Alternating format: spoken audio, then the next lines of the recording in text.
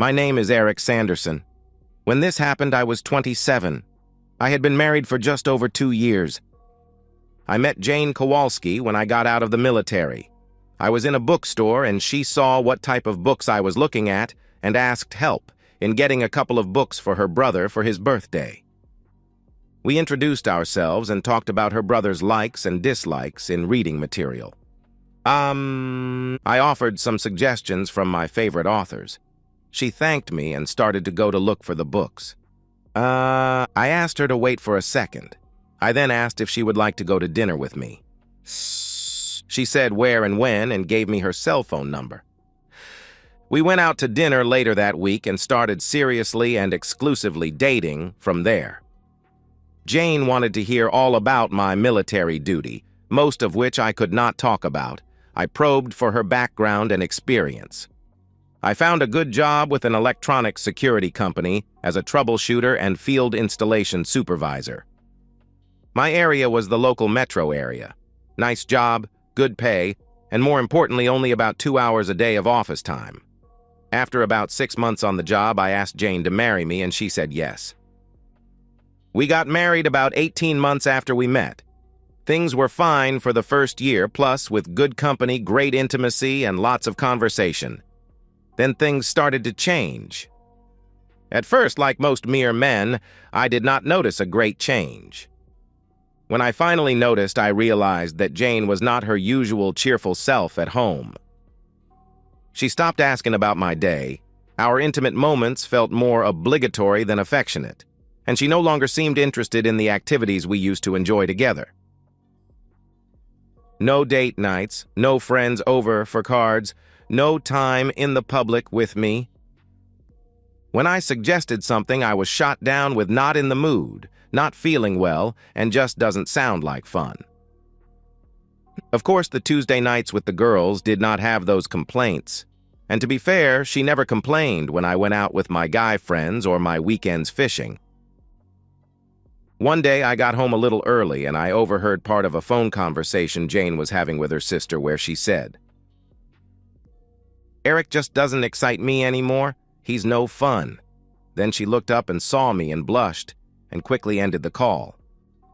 I asked, "Do you want to talk about this excitement or fun problem?" I was hurt, sad, and mostly angry, so I added, "Isn't it nice that you can talk to your sister about our problems, but you can't talk to me?" Jane started to say something, but only sobbed and ran out of the room. I heard the bedroom door close and went into the living room and sat down to think about what I had heard. I must have lost track of time because I woke up the next morning still in the chair in the living room.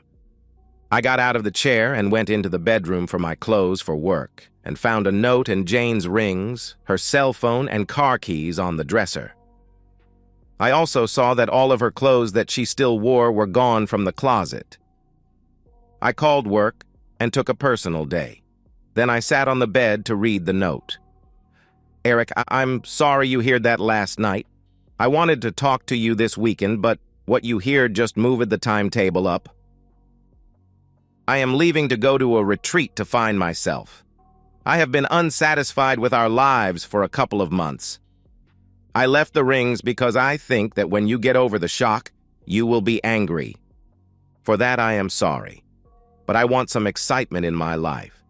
And until I can feel that urge, I want to not be reminded of us or our marriage. I am not planning to take a lover, and I have not cheated on you or our marriage. But you are boring, and I am not sure that I can overcome that. I will contact you when the retreat is over and we can see where we go from there. Jane." And with that, the note ended. Jane was right. After the shock, I got angry. I also decided to get even. As I said earlier, I work for an electronic security company. I sat down and made a plan of how to exact my retribution, because frankly, how do you find excitement on a retreat? I made a list of things I needed to do. 1. Protect our assets, change banks, lock her out of my profit-sharing and retirement accounts, pay off all outstanding charge cards and cancel them. 2. Cancel the lease on the apartment. 3. cancel the cell phone plan, and buy a prepaid phone and plan. 4. Have someone check out our computer and Jane's cell phone history for any information on what might be really going on. 5. Hire an investigator to find out where Jane has gone. I got through the first 3 parts of the list and did not find any surprises. I took Jane's laptop, the house computer, and the cell phone to one of the guys at work who did cybersecurity for a side job. The bank accounts had not been touched. The work stuff was easy because I hadn't set up a beneficiary before, so I just named my parents as primary and my brothers and sister as secondary. For the charge cards, I asked for copies of the last 6 months of charges and paid them off. The cell phones were on a month-to-month also, so I got copies of the last 6 months of calls and canceled the service. I bought a track phone plan for my new phone service. I rented an apartment in a different part of town and did not have a landline phone put in. The investigator was one that my cyber nerd coworker recommended, and he gave the investigator a list of email addresses and phone numbers that were from the devices I had him check. My last step before closing out this phase of my plan was to call Jane's sister and say to her, "When Jane finds herself, have her try to find me. I have informed our security she is not allowed on company grounds. I have had our switchboard informed that I would not accept calls from her and that if she calls, she is to be informed of these steps I have taken." I added, "A retreat is not a place to find excitement, but for finding some kind of peace within oneself. If I find she is cheating on our marriage, I can promise she will need to find that peace, because my policy is a modification of turn the other cheek. You slap my cheek, I punch your cheek. Please pass that information on before she finds herself divorced." Now all I had to do was wait. It was the next day that Jane tried to call me through work. She then tried to ambush me when I went to my car after work. The security crew refused her access to the company grounds. Then she tried to get my parents to get me to talk to her. I told them that I couldn't talk to her as I was seeking a way to become unboring and to find myself. I was followed while on my calls when I left work, and notes were stuck on my car's windshield and work van. I just took the notes and put them in my trash without reading them. I made sure to lose a follower of my personal car and told my boss about the following of the company vehicle. He notified the police, and they told him that Jane was warned to cease and desist, as it was considered stalking. The investigator informed me that the retreat was not a normal retreat, but a team-building exercise for Jane's work. He also said that the exercise was only a one-day work-hour affair, but that Jane and 3 unmarried male co-workers stayed over for 3 extra days, all in one suite. He said they even billed the company for the extra days. He gave me the names of the men and took his check and wished me well. I called one of my fishing buddies who had gotten a shark of a lawyer to protect him in his divorce. He gave me the lawyer's name, and I called and set up an appointment for the next afternoon. Someone from my work gave Jane my cell phone number, and as she had been required to get a new phone because she left me the one I paid for, I did not recognize the number and answered it. When she started to talk, I ended the call, trashed the phone, and went to Walmart and got a different one. I also reached out to some people at work about the info leak and demanded and got a company phone for work calls. I did not give the company my new personal phone number. I talked with the lawyer, and she said that if I could prove adultery, I would be off the hook for spousal support. She also said that if I got all of the information on the retreat that the investigator had given me, we would have a case against the company for non-enforcement of their personnel policies.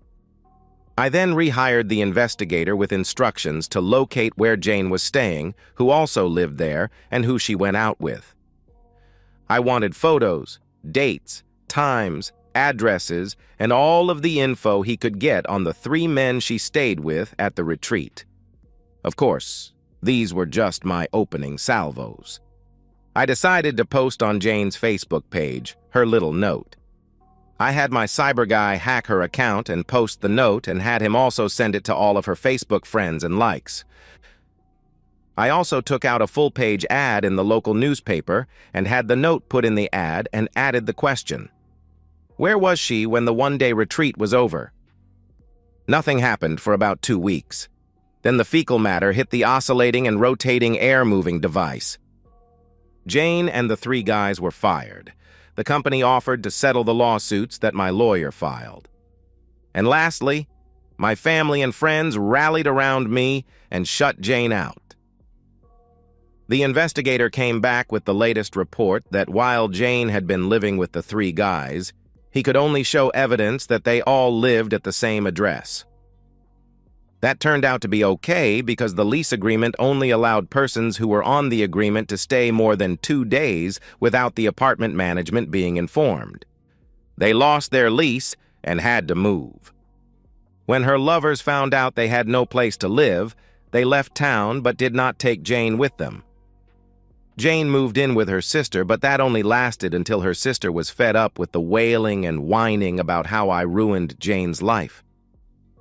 After she kicked Jane out, Jasmine called me at work and apologized for getting in the mess in the first place. After all of my plans were executed and the revenge was complete, I told my lawyer to have the papers served and to send a copy of a picture of Jane with each of her lovers at the apartment.